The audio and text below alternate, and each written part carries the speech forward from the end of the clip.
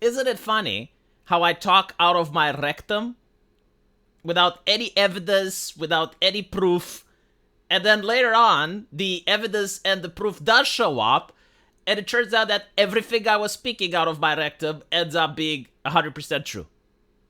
This must baffle people like Short Fat Otaku, like people that are like, but what's the evidence? But how do you know? And it's like, how did you know? How did you know? The government should hire me. Like, I am able to predict the future. It's called pattern recognition, by the way. So, a couple of videos ago, I was pointing out how all of the gaming press, including the IGNs and some streamers, are outright lying about Star Wars Outlaws. And the reason I pointed it out is that the commentary that they were making had nothing to do with what we saw on the screen. So, like, they were showing completely different images than what was actually going on. And I was saying, yeah, this is probably Ubisoft's marketing. They usually handpick a couple of streamers and they give them early access. But the caveat is that they have to parrot PR team talking points. They can't just say whatever they want about the game. And the streamers, they usually go along with this because they get more views, because they get the spotlight, because they get to play the game before everyone else. The company benefits because now you have popular streamers that are shilling your product as if they're part of your marketing team. And the only individuals that suffer are the customers and the viewers of the streamer. So, of course, I had no actual proof besides the fact that it's bizarre to see, like, all these gaming outlets having the same talking points about the game, and, you know, they all talk about how immersive the shooting is, but then when they show you the shooting in the actual footage, is not immersive. It looks like shit.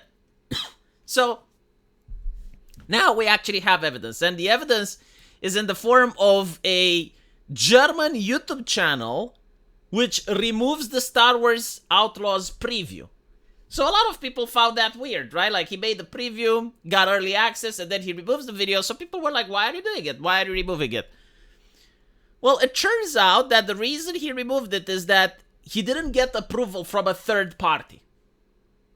So, the beginning of the video, the way he was shilling it, and he said that he liked it and encouraged people to buy it, was it in line with what the PR team wanted him to say?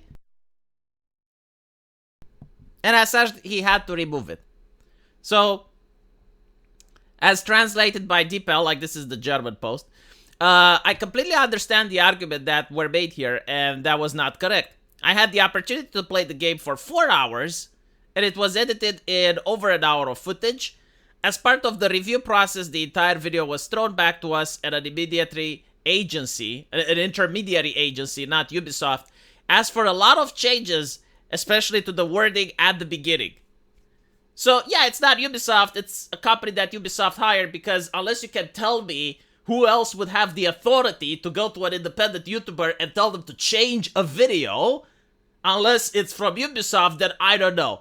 No, like what I think happens is that you go to Ubisoft and they allow you to have an early view of the game, but you gotta work with this third-party company and you gotta do whatever they tell you to do. So you have to have the correct talking points, you need to make sure that you review the game in a certain way.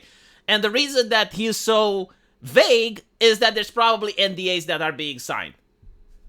Now, the reason that I'm saying this is the case, as the article talks about it, is the fact that in the past, Total Biscuit actually spoke about this.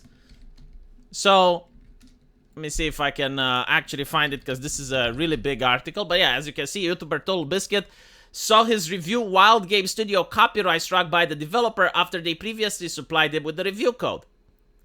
Total Biscuit explained that, long story short, Dev sends codes. Code used to make critique. Dev dislikes the critique, so Dev abuses the copyright system to censor critique. And this wasn't like the only thing that happened with Total Biscuit. There was the other game, I spoke about it in a previous video, Lord of the Rings Shadows of Mordor, same controversy. Angry Joe was the one that exposed the Total Biscuit step in. So this is normal, and it's been happening for years. And it's not just in the video game industry, like listen to this. Everybody in our industry occasionally has to play softball, occasionally has to look the other way a little bit. Everybody has to do it. Wait, we're turning what? Like a movie in that's the sense that, or... I hated a movie, but I won't say that I hated the movie, or an actor behaved a sort of way and you don't want to, put it out there that happened. Right, because you might not get the next review, Right. next So gig. to some degree, everybody in our industry that is a part of this quote unquote access media has to sort of decide which battles they want to pick. Everybody in...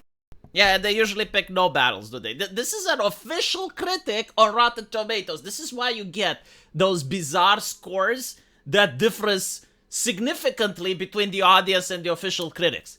Like I can understand, movie being subjective, right? But like the reason we have review score is that people believe that there is some objectivity to it. That they believe that you can at least tell people, hey, it's a good movie or it's a bad movie, right? But when you look at Rotten Tomatoes, you'll have many times where the critics are like 97% fresh tomatoes, and then the audience gives like a 10% or a 20%. Like the difference is massive, colossal. And the other way around. Like I have seen where critics hated something, and the audience absolutely loved it. The latest one that comes into mind is the Joker movie, right? Like the critics absolutely hated it at the time. In the meantime, they massaged their reviews a little bit. But this is fucking why. This is why it's happening, right? Like you got insiders talking about it. Like this should be front page news everywhere that companies are doing these shady practices. But they don't want to talk about it because they actually benefit from it. And again, like the only people that are suffering from this are the actual consumers. The actual customers are the ones that end up spending money on products they don't want to buy or products that they wouldn't buy unless it was shilled. And when it comes to this game with Star Wars Outlaws, it's actually said in the end, even I didn't know this, that apparently it's one of the biggest marketing campaigns that Ubisoft has done. So if you actually followed a little bit of the controversy of this game, you would notice that they had bots on Twitter. Like, it's ridiculous.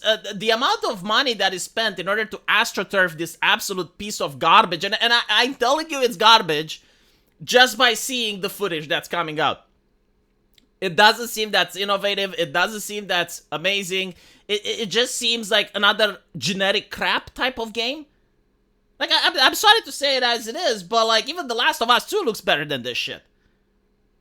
And it's being astroturfed so hard. And you have like streamers shilling it. You got as apparently bots on Twitter. Like I made the video where I exposed them.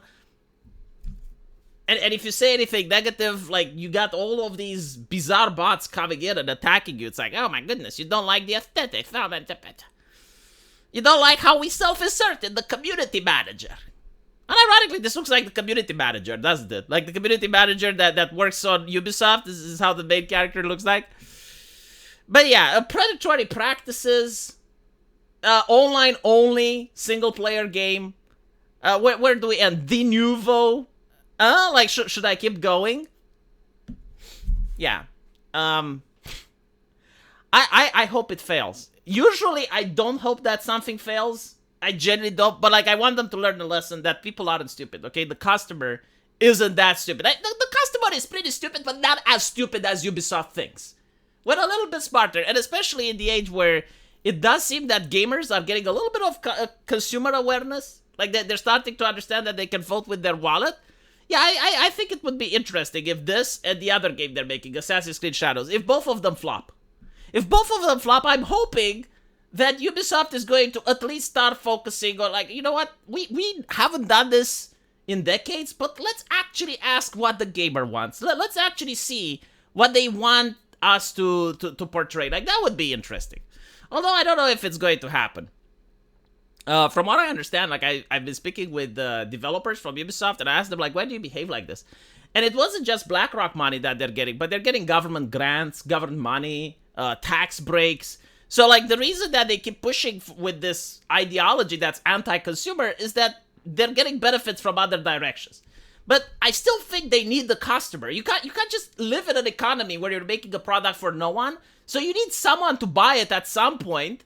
And hopefully, after they close more studios, they're going to realize, okay, we are a gaming company and we should make games that are for entertainment and fun and stop pushing the ideological horseshit and get our stuff together. But anyway, let me know what you guys think, and as usual, I will see you in the comment section. Take care.